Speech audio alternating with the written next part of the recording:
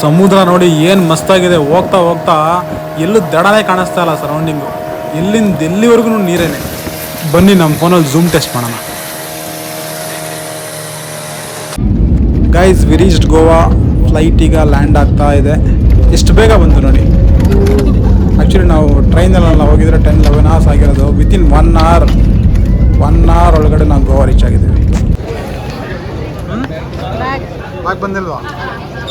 Hey guys, ಫ್ಲೈಟಿಂದ ಇವಾಗ ತಾನೇ ಇಳಿದು ಇವಾಗ ನಾವು ಕ್ಯಾಬಲ್ಲಿ ನಮ್ಮ ರೆಸಾರ್ಟ್ಗೆ ಹೋಗ್ತಾ ಇದ್ದೀವಿ. ಇವರಿಬ್ಬರು ಹಿಂದೆ ಕುತ್ಕೊಂಡಿದ್ದಾರೆ. ಹೆಂಗಿತ್ತು ಫ್ಲೈಟ್ ಜರ್ನಿ?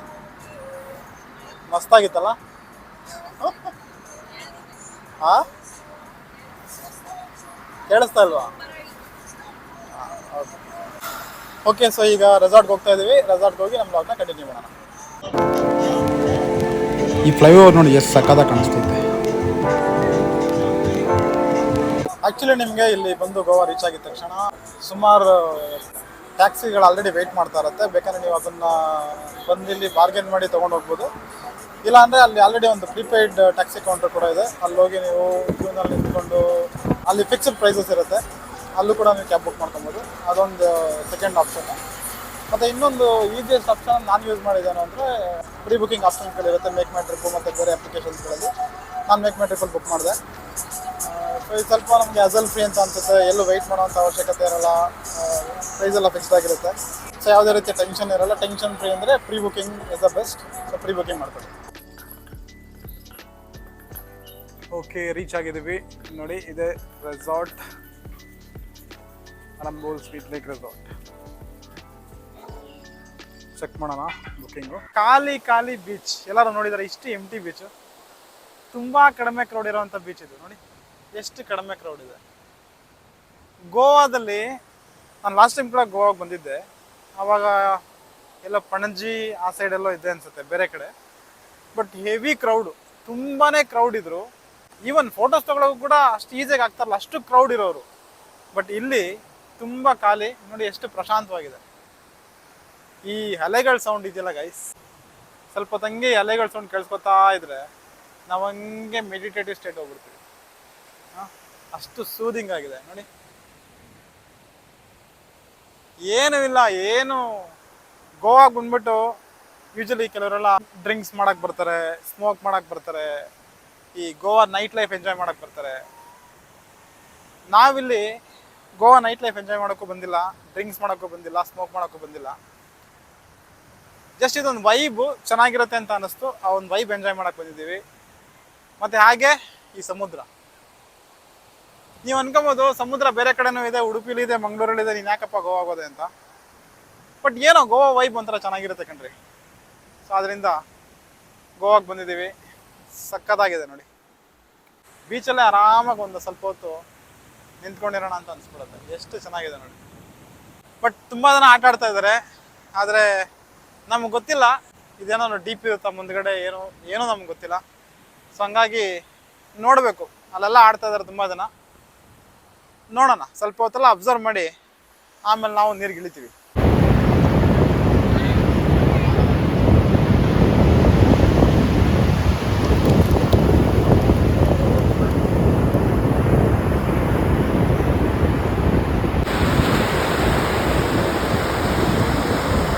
ಇಲ್ಲಿ ಸನ್ಸೆಟ್ ನೋಡಿ ಏನು ಮಸ್ತಾಗಿ ಕಾಣಿಸ್ತಾ ಇದೆ. ನಾವು ಬುಕ್ ಮಾಡಿರೋ ರೆಸಾರ್ಟು ಬೀಚ್ ಪಕ್ಕದಲ್ಲೇ ಇರೋದ್ರಿಂದ ನಮಗೆ ಬೀಚ್ ಆಕ್ಸೆಸ್ ತುಂಬಾ ಈಸಿ ಅನ್ನಿಸ್ತು. ಸನ್ಸೆಟ್ ನೋಡಿಕೊಂಡು ಬೀಚಲ್ಲೆಲ್ಲ ಆಟ ಆಡ್ಕೊಂಡು ವಾಪಸ್ ನಮ್ಮ ರೆಸಾರ್ಟ್ಗೆ ಬಂದ್ವಿ. ರೆಸಾರ್ಟ್ಗೆ ಬಂದು ಡಿನ್ನರ್ ಮುಗಿಸಿ ಈಗ ರೂಮ್ ಕಡೆ ಹೋಗ್ತಾ ಇದ್ದೀವಿ. ಗೈಸ್ ನೋಡಿ, ಇವಳು ಕಂಟೆಂಟ್ ಕೊಡ್ತಾಳಂತ. ಏನು ಕಂಟೆಂಟ್ ಕೊಡ್ತಾಳೆ ಅಂತ ನೋಡೋಣ ಈಗ. ಓಕೆ, ಕೊಡೆ ಕಂಟೆಂಟ್.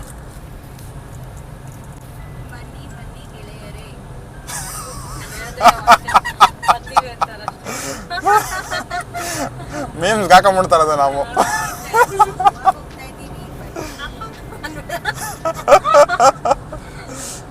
ಓಕೆ ಗೈಸ್, ನೆನ್ನೆ ನಾವು ಅರಂಬೋಲ್ ಬೀಚಲ್ಲಿ ಆಟ ಆಡಿದ್ವಿ. ನಿಮಗೆ ಅರಂಬೋಲ್ ಬೀಚ್ ನಾನು ತೋರಿಸಿದ್ದೀನಿ.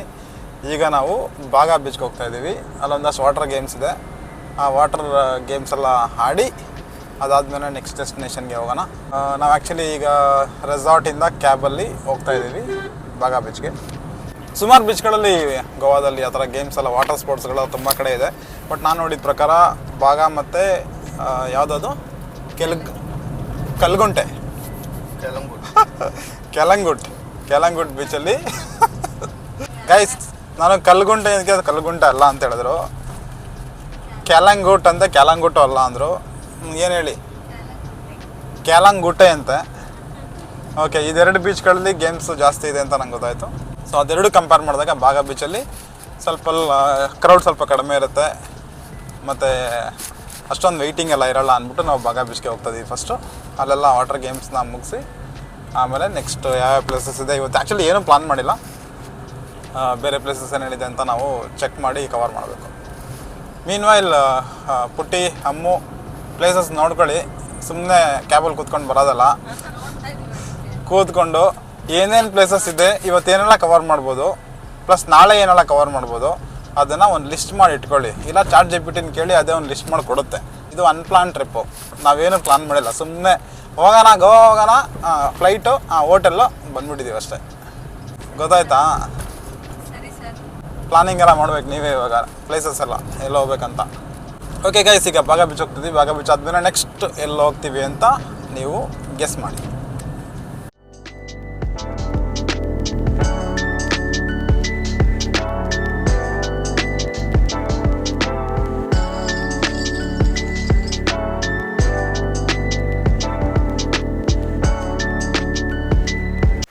ಗೈಸ್ ನಾವೀಗ ಬಾಗ ಬೀಚ್ ರೀಚ್ ಆಗಿದ್ವಿ. ನೋಡಿ ಇದೆ ಪಾರ್ಕಿಂಗು, ಬಾಗ ಬೀಚ್ ಪಾರ್ಕಿಂಗು. ನೋಡೋಣ ಏನೆಲ್ಲ ಗೇಮ್ಸ್ ಇರುತ್ತೆ ಅಂತ. ನನಗೆ ಗೊತ್ತಿರೋ ಪ್ರಕಾರ ಇಲ್ಲಿ ತುಂಬ ಹುಷಾರಾಗಿರಬೇಕು ನೆಗೋಷಿಯೇಟ್ ಮಾಡಬೇಕಾದ್ರೆ.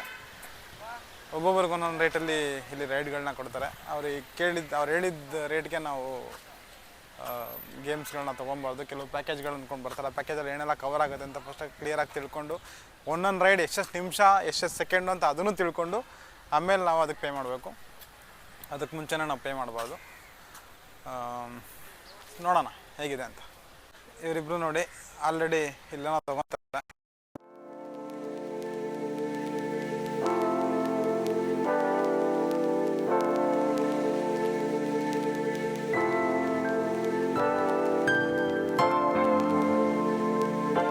ಗೈಸ್ ಬಾಗ ರೀಚ್ ಆಗಿದ್ದೀವಿ. ಬೀಚ್ ಅಂತೂ ಆ್ಯಸ್ ಯೂಶ್ವಲ್ ಚೆನ್ನಾಗಿ ಕಾಣಿಸ್ತಾ ಇದೆ. ನೋಡಿ ಕ್ರೌಡ್ ಹೆಂಗಿದೆ ಅಂತ. ನಿನ್ನೆ ನಾವಿದ್ದಿದ್ದು ಬೀಚ್ ಎಷ್ಟಿತ್ತು ಕ್ರೌಡು, ಇವಾಗಿರೋ ಬೀಚ್ ಎಷ್ಟಿದೆ ಕ್ರೌಡ್ ನೋಡಿ. ಬೀಚಲ್ಲಿ ಯಾವ ಸೈಡು ಜನ ಜಾಸ್ತಿ ಆಟ ಆಡ್ತಾ ಇರ್ತಾರೋ ಆ ಸೈಡ್ ಸ್ವಲ್ಪ ಸೇಫ್ ಇದೆ ಅಂತ ಅರ್ಥ. ಸೊ ನಾವು ಯಾವಾಗಲೂ ಯಾವುದೇ ಬೀಚ್ಗೆ ಹೋದ್ರೂ ಎಲ್ಲಿ ಕ್ರೌಡ್ ಇದೆ, ಎಲ್ಲಿ ಜಾಸ್ತಿ ಆಟಗಳು ಆಡ್ತಾ ಇರ್ತಾರೆ ಅಲ್ಲೇ ನಾವು ನೀರಲ್ಲಿ ಆಟ ಆಡೋದು ಒಳ್ಳೆಯದು. ಎಲ್ಲೋ ಕೆಲವು ಕಡೆ ಖಾಲಿ ಇದೆ, ಇಲ್ಲೇನು ಜನಗಳೇ ಇಲ್ಲ ಅಂತ ಅಲ್ಲೆಲ್ಲ ಆಡೋದಕ್ಕೆ ಹೋಗ್ಬಾರ್ದು, ಯಾಕಂದ್ರೆ ಅಲ್ಲಿ ಅಷ್ಟು ಸೇಫ್ ಇರಲ್ಲ. ಗಾಯ್ಸ್ ಫಸ್ಟ್ ಆಕ್ಟಿವಿಟಿ ಈಗ ನಾವು ಬೋಟಿಂಗ್ ಹೋಗ್ತಾ ಇದ್ದೀವಿ. ಇದು ಬಾಗ ಬೀಚಿಂದ 30 ಮಿನಿಟ್ಸ್ ಬೋಟಿಂಗ್ ಕರ್ಕೊಂಡು ಹೋಗ್ತಾರೆ. 30 ಮಿನಿಟ್ಸ್ ಫುಲ್ಲು ಸಮುದ್ರ ಎಲ್ಲ ತಿರುಗಾಡಿಸಿ ವಾಪಸ್ ಕರ್ಕೊಂಡ್ಬಂದು ಇಲ್ಲೇ ಬಾಗ ಬೀಚಲ್ಲಿ ಬಿಡ್ತಾರೆ.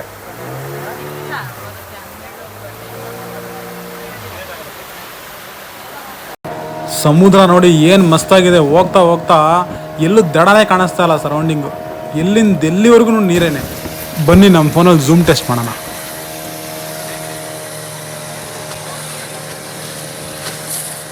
ಅಲ್ಲಿರೋ ಬೋಟ್ನ ಇಲ್ಲಿಂದಾನೇ ಕ್ಯಾಪ್ಚರ್ ಮಾಡ್ತಾ ಇದ್ದೀನಿ. ಆ ಬೋಟ್ ಒಳಗಡೆ ಯಾರು ಕುತ್ಕೊಂಡಿದ್ದಾರೆ ಅಂತಲೂ ನಾನು ತೋರಿಸ್ತೀನಿ ನೋಡಿ ನಿಮಗೆ.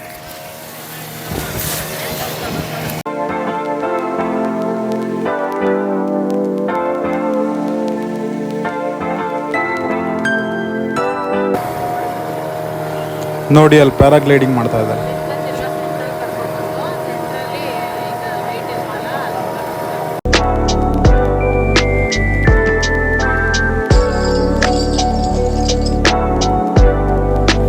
ಗೈಸ್ ಬೋಟಿಂಗ್ ಮುಗಿಸ್ಕೊಂಬಂದ್ವಿ. Half an hour 500 rupees. ಈಗ ನೆಕ್ಸ್ಟು ಇನ್ನೊಂದು ಆ್ಯಕ್ಟಿವಿಟಿಗೆ ಹೋಗ್ತಾ ಇದ್ದೀವಿ. ಏನು ಆ್ಯಕ್ಟಿವಿಟಿನ ಅದು? ಪ್ಯಾರಾಗ್ಲೈಡಿಂಗ್ ಅಂತೆ. ಅವೆಲ್ಲ ನಿಮಗೆ ಬೋಟಲ್ಲಿ ಹೋಗ್ಬೇಕಾದ್ರೆ ತೋರಿಸಿದ್ನಲ್ಲ, ಸೊ ಅದೇ ಆ್ಯಕ್ಟಿವಿಟಿ. ನೋಡೋಣ ಹೇಗಿರುತ್ತೆ ಅಂತ. ಫಸ್ಟ್ ಇಲ್ಲಿ ಕೌಂಟ್ರಲ್ಲಿ ಹೋಗಿ ಟಿಕೆಟ್ ತೊಗೊಬೇಕು. ತುಂಬ ಮೋಸ ಇದೆ ಅಂತ ಗೈಸ್, ಇಲ್ಲಿ ತುಂಬ ಹುಷಾರಾಗಿರಬೇಕು. ಕೌಂಟ್ರ್ ಹತ್ರನೂ ಚೆಕ್ ಮಾಡ್ತೀನಿ ಎಷ್ಟಿದೆ ಅಂತ. ಅದು ನೋಡಿ ಕೆಲವರೆಲ್ಲ ಫಿಕ್ಸ್ಡ್ ಪ್ರೈಸ್ ಅಂತಾರೆ. ಅದೇನು ಫಿಕ್ಸ್ಡ್ ಪ್ರೈಸು, ಅದೇನು ನೆಗೋಷಿಯೇಷನೋ ನಮಗಂತೂ ಗೊತ್ತಾಗ್ತಲ್ಲ. ಫಸ್ಟಿಗೆ ಒಂದು ಆ್ಯಕ್ಟಿವಿಟಿ ಮಾಡಿದ್ವಿ, ಈಗ ಇನ್ನೊಂದು ಈಗ ಪ್ಯಾರಾಗ್ಲೈಡಿಂಗ್ ಮಾಡಬೇಕು. ಪ್ಯಾರಾಗ್ಲೈಡಿಂಗ್ ಆದಮೇಲೆ ಕಾಯಕಿಂಗ್ ಮಾಡೋಣ ಅಂತ ಇದ್ದೀವಿ. ಸೊ ನೋಡೋಣ.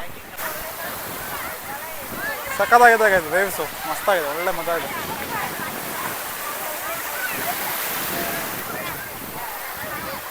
ಜನಗಳನ್ನೆಲ್ಲ ಬೀಳಿಸ್ತಾ ಇದ್ದಂಗೆ. ವಾಘಾ ಬೀಚಲ್ಲಿ ಬೋಟ್ ರೈಡ್ ಮುಗಿಸ್ಕೊಂಡು ನೆಕ್ಸ್ಟ್ ಏನಂದ್ರೆ ಪ್ಯಾರಾಸೈಲಿಂಗ್. ಬೋಟ್ ರೈಡ್ ಮುಗಿಸ್ಕೊಂಡು ಪ್ಯಾರಾಸೈಲಿಂಗ್ ಹೋಗೋಣ ಅಂತ ಹೋಗ್ತಾ ಇದ್ವಿ. ಅಷ್ಟರಲ್ಲಿ ಸರಿ ಸ್ವಲ್ಪ ಜ್ಯೂಸ್ ಏನಾದರೂ ಕುಡಿಯೋಣ ಅಂತ ಇಲ್ಲಿ ಹತ್ತಿರ ಇರುವಂಥ ಒಂದು ಪಬ್ಬಿಗೆ ಬಂದ್ವಿ.